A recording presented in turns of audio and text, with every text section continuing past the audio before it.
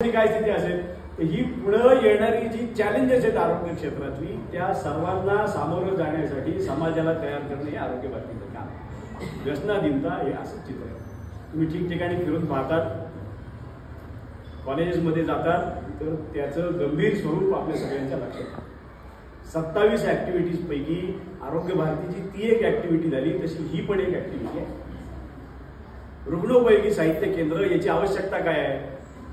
तर याची आवश्यकता अशी आहे, जेव्हा केव्हा एखादी व्यक्ती हॉस्पिटलमधनं डिस्चार्ज होऊन बाहेर येते त्यावेळेला त्या व्यक्तीकडं सपोर्ट म्हणून काही वस्तूंची आवश्यकता असते. आणि ह्या वस्तू विकत घेण्यासारखी गरज तेवढे पैसे खिशात असतीलच असं नाही. आणि खरं म्हणजे ती वस्तू घेण्याची ऐपत जरी असली, क्षमता जरी असली तरी ती वस्तू लागते 1 महिना 2 महिने, जास्तीत जास्त डोक्यावर पाणी 6 महिने. आणि 6 महिन्यानंतर त्या वस्तूचं करायचं काय? तर ती वस्तू त्या घरासाठी असून अडचण नसून खोळंबा नाही, काम संपलंय. बरं, ती पैसे देऊन विकत घेतलीये त्यामुळं ती त्या वस्तूचं करायचं काय हा मोठा प्रश्न त्या व्यक्तीला. विकत घेतली म्हणून फेकून देता येत नाही. भंगारमध्ये द्यायची तर वस्तू नवीनच वाटते. ती भंगारवालाही म्हणतो घेतलं तर बरं, कुठेतरी काय करेल, भंगारवालाही घ्यायला तयार होत नाही. अशी स्थिती पाहतो मी, अनुभव लोक सांगतात.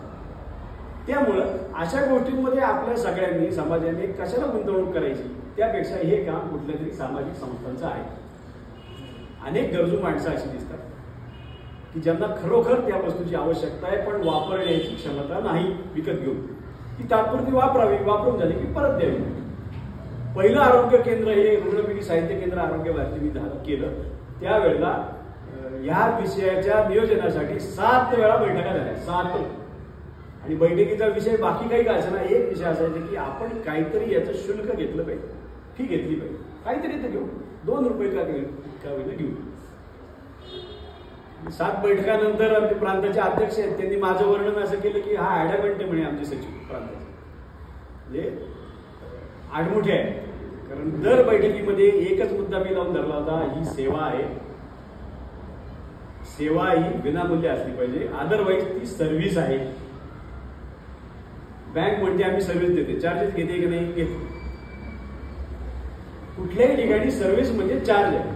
आरोग्य भारती ही सेवा संस्था आहे, त्यामुळं आरोग्य भारती बुडाली तरी चालेल पण सेवा म्हणजे विनामूल्य झालं पाहिजे. हा वस्तूची सुरक्षितता म्हणून आपण एक काम करू शकतो, डिपॉझिट आहे तसं डिपॉझिट घेऊ आणि वस्तू परत आली की डिपॉझिट परत देऊन टाकू. 7 वेळा यासाठी लोक बसले, काही केल्या काहीतरी तर शुल्क ठेवू म्हणून. आणि सगळ्यांचं शेवटी एकमत झालं की आपण सेवा करणार आहोत तर याचं शुल्क घ्यायचं. असं शुल्क न घेता सुद्धा योग्य त्या वस्तूंचा विनिमय केला जाऊ शकतो हे सिद्ध केलेलं एक केंद्र इथे लोकमान्य नगरला चालतं. आणि ते काही तोट्यात चालतं असं मला बिलकुल म्हणायचं नाहीये, नाही तर मग त्यातलं दुसरं केंद्र चालू झालं नसतं. एका दुकानाचं दुसरं दुकान झालं याला किती वर्ष लागतं? कुठल्याही व्यावसायिक माणसांना विचारा, अवघड आहे ना. एक पिढी निघून जाती, कदाचित 20-20 वर्ष लागतात.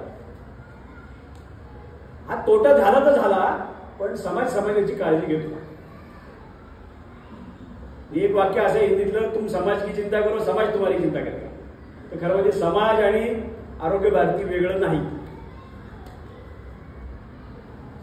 म्हणजे सरगम सोसायटी आणि आरोग्य भारती पण वेगळं नाही असं त्याचा अर्थ आहे. दोन्ही एकच आहे. चालवतंय कोण? तर आरोग्य भारती नाव आहे फक्त, चालवणारे आणि त्याचा सगळा व्यवहार पाहणारे लोक आहेत ते सरगम सोसायटीतले रहिवासी आहेत. तेच हे सगळं काही पाहतील, तिथले व्यवहारही तेच पाहतील. डिपॉझिट घेतील, वस्तू देतील, वस्तू परत आली की डिपॉझिट देऊन टाकतील आणि सगळे व्यवहार हे अकाउंटेड होतील. कुठलेही व्यवहार कॅशमध्ये होणार नाहीत. हा अगदीच अडचणी कॅश घेऊन आला तर ते पण करू तसं, पण त्याच क्षणी तिथला कार्यकर्ता जो कोण असेल ते QR कोडवरती आरोग्य भारतीच्या अकाउंटला पैसे ट्रान्सफर करेल, जेणेकरून व्यवहारामध्ये पारदर्शकता, कुठल्याही प्रकारचा फायदा मिळवायचा आर्थिक स्वरूपाचा हे आरोग्य भारतीचं उद्दिष्ट नाही. आरोग्य भारतीचं उद्दिष्ट असं आहे ते म्हणजे सर्व समाज निरोगी करायचा हे उद्दिष्ट आहे. सर्व समाज निरोगी करायचा असेल तर त्यातला एक टप्पा असा राहील